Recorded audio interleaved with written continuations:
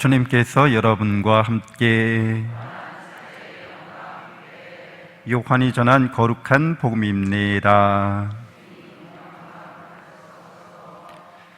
그때 예수님께서 하늘을 향하여 눈을 들어 기도하셨다. 거룩하신 아버지, 저는 이들만이 아니라 이들의 말을 듣고 저를 믿는 이들을 위해서도 빕니다. 그들이 모두 하나가 되게 해주십시오. 아버지께서 제 안에 계시고 제가 아버지 안에 있듯이 그들도 우리 안에 있게 해 주십시오. 그리하여 아버지께서 저를 보내셨다는 것을 세상이 믿게 하십시오. 아버지께서 저에게 주신 영광을 저도 그들에게 주었습니다. 우리가 하나인 것처럼 그들도 하나가 되게 하려는 것입니다. 저는 그들 안에 있고 아버지께서는 제 안에 계십니다. 이는 그들이 완전히 하나가 되게 하려는 것입니다. 그리고 아버지께서 저를 보내시고 또 저를 사랑하셨듯이 그들도 사랑하셨다는 것을 세상이 알게 하려는 것입니다. 아버지께서 저에게 주신 이들도 제가 있는 곳에 저와 함께 있게 되기를 바랍니다. 세상 창조 이전부터 아버지께서 저를 사랑하시어 저에게 주신 영광을 그들도 보게 되기를 바랍니다. 의로우신 아버지, 세상은 아버지를 알지 못하였지만 저는 아버지를 알고 있었습니다. 그들도 아버지께서 저를 보내셨다는 것을 알게 되었습니다. 저는 그들에게 아버지의 이름을 알려주었고 앞으로도 알려주겠습니다. 아버지께서 저를 사랑하신 그 사랑이 그들 안에 있고 저도 그들 안에 있게 하려는 것입니다. 주님의 말씀입니다. 참 예수님, 하나님의 복동이 고맙습니다. 고맙습니다. 네, 성경 통독 강론 마테오복음서 1장서부터 9장까지 함께 나누겠습니다. 마테오 복음서는 마르코 복음서와는 다르게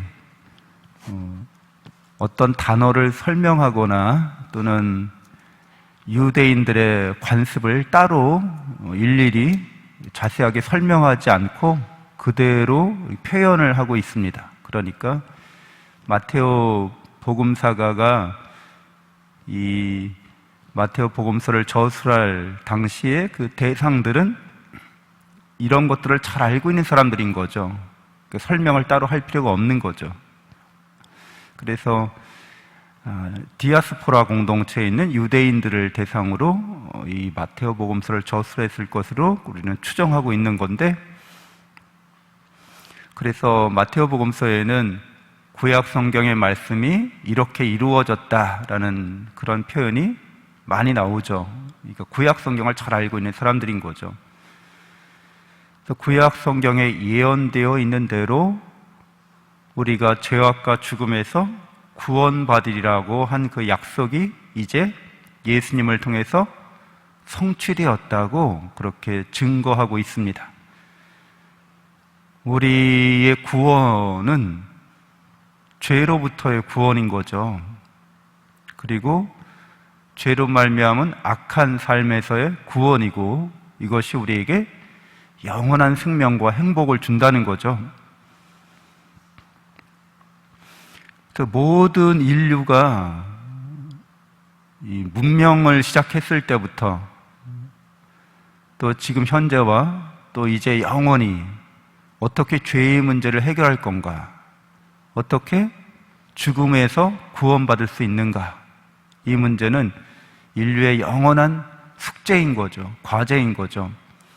구약은 죄악과 죽음에서의 구원을 하나님께서 약속하셨다는 것이고, 신약은 그 약속이 성취되었다는 것을 우리에게 알려주는 겁니다.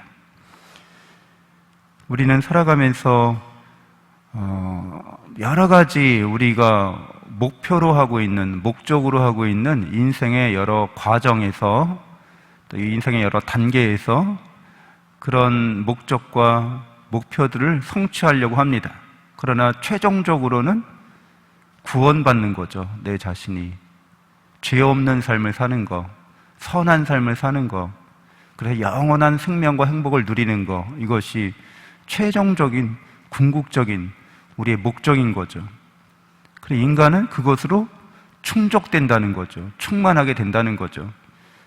그래서 죄악과 죽음의 문제를 해결하지 못하면 우리 인생의 단계마다 우리가 이루게 될 목적이나 목표를 성취했다 할지라도 불안하고 허무하고 무의미하다는 거죠. 그래서 예수 그리스도를 통해서 우리는 하나님께서 당신 아드님을 보내심으로써 구원의 말씀, 진리의 말씀으로 우리를 이끌어 주시고 당신의 아드님의 행적으로 우리를 죄악과 죽음에서 구원하신다는 것을 보여주는데, 마태복음 9장에 보면 중풍병자를 고치는 장면에서 너는 죄를 용서받았다 이렇게 예수님이 말씀하시는 장면이 있어요. 그래서 율법학자들이 속으로 의아하게 생각하면서 저 사람이 하느님을 모독하는구나 라고 생각하는 거죠. 어떻게 사람이 사람의 죄를 용서할 수 있어? 이렇게. 근데 예수 그리스도는 하느님의 아드님으로서 죄를 용서할 수 있는 권한이 있으신 분이십니다. 그렇기 때문에 이제 사람의 아들이 땅에서 죄를 용서하는 권한을 가지고 있음을 너희가 알게 해주겠다 이렇게 말씀하십니다. 그러니까 구원이 성취된다는 거죠. 예수님을 통해서 죄를 용서하는 권한 당신이 갖고 계시다는 거예요. 당신이 하느님이시라는 뜻이죠. 이 말은 하느님이 사람이 되어 오셨다는 것을 당시 사람들은 믿기가 어려웠던 거죠. 그리고 이 죄를 용서하는 권한은 교회에, 그 제자들을 통해서 교회에 여전히 이런 권한이 행사되고 있는 거죠. 어떤 종교에서도 죄를 용서하는 권한을 행사하지 않습니다. 불교 같은 경우에는 그냥 벌을 받아야 된다고 가르쳐요. 인과응보. 그 벌을 받으면 죄가 없어진다고 가르쳐요. 말도 안 되는 소리죠. 그냥 여러분이 상식적으로 자명하게 생각해 보면 죄를 졌는데 벌을 받으면 죄가 없어진다. 말도 안 된다는 걸 그냥 알 수 있죠. A라는 사람이 사람을 죽였어요. 그럼 벌 받았어요? 죄가 없어지는 겁니까? 그렇지 않죠. 그럼 착한 일을 해요? 그 다음에 선한 일을 해요? 그럼 죄가 없어지는 겁니까? 그렇지 않죠. 죄의 문제는 인간이 해결할 수 없다는 거죠. 죄는 인간의 능력 바깥의 일이라는 거예요. 원래가. 그러니까 죄를 짓고 나면 누구나 죄에 얽매인다는 거죠. 죄로부터 스스로가 해방될 수 없다는 거예요. 죄의 종이라고 하잖아요. 예수 그리스도님께서 너는 죄를 용서받았다 하니까 이제 깜짝 놀라고 신성모독이라고 사람들이 예수님에 대해서 비난하는 마음을 갖고 있는 건데, 우리는 이 죄의 용서가 당신의 십자가 죽으심과 부활의 사건으로 우리 죄를 없애시기 위해서 그냥 이렇게 말씀만으로도 가능하지만 죄값을 치러주신다는 거죠. 우리가 감당할 수 없는 그 죄의 값을 예수님이 당신의 피로써 속전해 주시는 거죠. 속량해 주시는 거죠.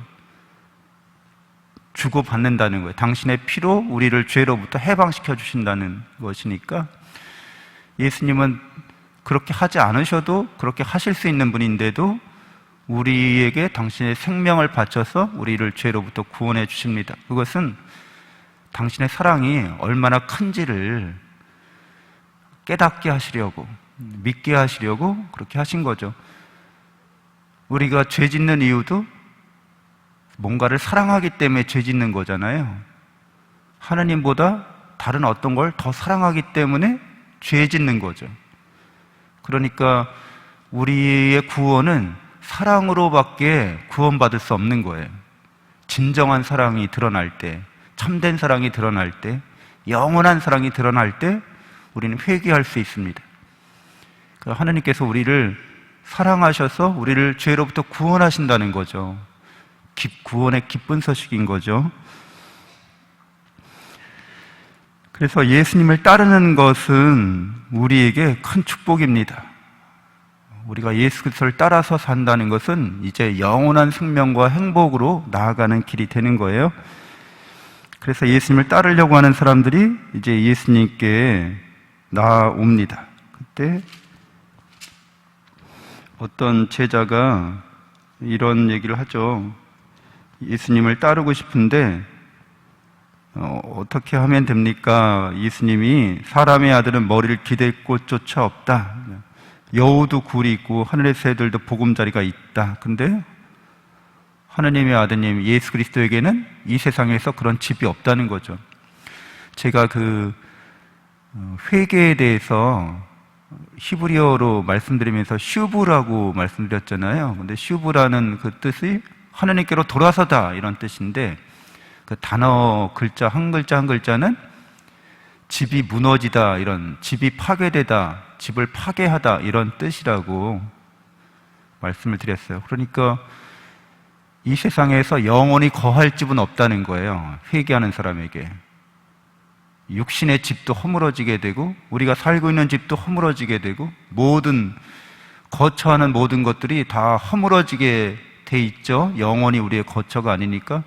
영원한 거처는 어디에 있다는 거예요? 하나님 아버지의 집, 그게 우리의 영원한 거처라는 거죠. 우리에게 영원한 거처를 마련해 주신다는 거죠, 예수님께서. 그래서 어떤 사람이 또 이렇게 묻는 거죠. 주님, 먼저 집에 가서 아버지 장사를 지내게 허락해 주십시오.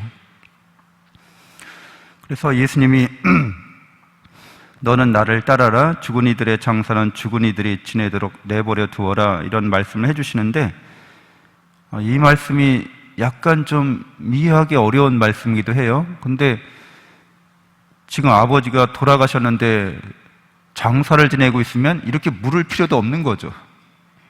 앞으로 아버지가 돌아가시게 되면 장사까지 다 지내고 나서, 그리고 나서 예수님 따르겠습니다, 이런 의미겠죠. 그래서 당장 아버님이 돌아가셨는데 이런 말을 묻는 것조차 의미가 없는 거니까. 근데 예수님이 하신 말씀은 우리가 구약을 통해서만 신약을 이해할 수 있다고 하는 것이 이런 맥락이 있잖아요. 맥락이. 우리가 이야기를 하다가 중간에 어떤 사람이 들어왔어. 그럼 이야기하던 맥락에서 이 사람이 그 맥락을 이해하지 못하면 무슨 말인지 이해할 수가 없죠. 구약과 신약의 이 맥락이 있는데, 집회에서 18장 29절에 이런 말씀이 있어요. 유일하신 주님께 의지하는 것은 죽은 마음으로 죽은 자에게 매달리는 것보다 낫다. 예수님이 이 말씀을 인용하신 거죠. 그러니까 이 집회서의 말씀은 개신교회는 없어요. 왜냐하면 개신교회는 구약의 7권이 우리보다 적죠.